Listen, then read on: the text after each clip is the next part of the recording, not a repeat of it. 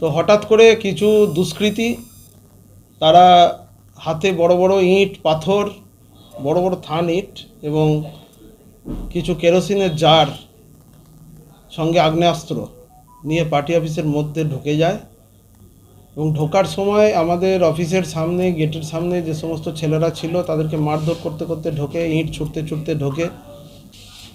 তারপরে ওরা ভেতরে ঢুকে হামলা চালায় আমাদের। দেখুন, এই দুষ্কৃতী রাজ তো তৃণমূল এই মুহূর্তে করে যাচ্ছে। ভোটে হার জিত আছে। 2021 সালেও আপনারা দেখেছেন ভোট পরবর্তী হিংসা ব্যাপক হারে হয়েছে, আর এখন 2024 লোকসভা ভোটে তারই পুনরাবৃত্তি হতে চলেছে। আর এটা রাজ্য সরকার যদি না চায় এটা কোনোদিন শেষ হবে না।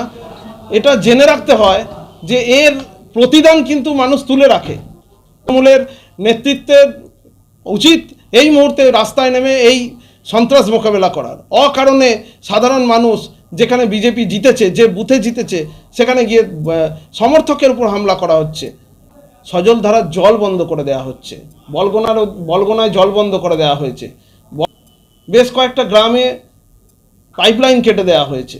আস্তে আস্তে একটা রাজনৈতিক মঞ্চের লড়াইটাকে আস্তে আস্তে হিন্দু মুসলিমে নিয়ে যাওয়া হচ্ছে। অদ্ভুত ব্যাপার। আমাদের গ্রেপ্তার করে এর বিহিত করবে, তা নাহলে একটা সময় আমরাও সম্মুখ সমরে নেমে যেতে বাধ্য হব। তৃণমূল দুষ্কৃতীরা আনুমানিক 150 থেকে 200 জন হাতে লাঠি, হাতে এবং কি রিভলভার পেরিয়ে যাবে, যারা আগ্নেয়াস্ত্র নিয়ে এসে আমাদের পার্টি অফিসের ভেতরে ঢুকে গেছিল। এসে যখন গাড়ি ভাঙচুর হচ্ছে, জেলা সভাপতি গাড়ি ভাঙচুর হচ্ছে, আছেন তাদের দায়িত্ব নেওয়া উচিত যে হিংসার রাজনীতি বর্ধমান শহরে বন্ধ হোক। নম্বর ওয়ার্ডে ভাঙচুর কী রাজনীতি? উদয়পল্লী, কাঞ্চননগর, বৈকুণ্ঠপুর কী হচ্ছে এই রাজনীতি? পরিবার আক্রান্ত মা বোনেদের পর্যন্ত ছাড়া হচ্ছে না। এই হিংসা আমরা প্রস্তুত আছি, আমরাও যদি মরে যাই মরে যেতে রাজি আছি, কিন্তু মেরে মরবো। তৃণমূল কংগ্রেসকে পরিষ্কার বলতে যে আমরা যদি মরি আমরা মানুষকে মেরেই মরবো। তাই আমরা আমাদের জীবনকে নিয়ে আর আমরা কোনো ভয় পাই না। রাজনীতি করতে এসছি, মরবো।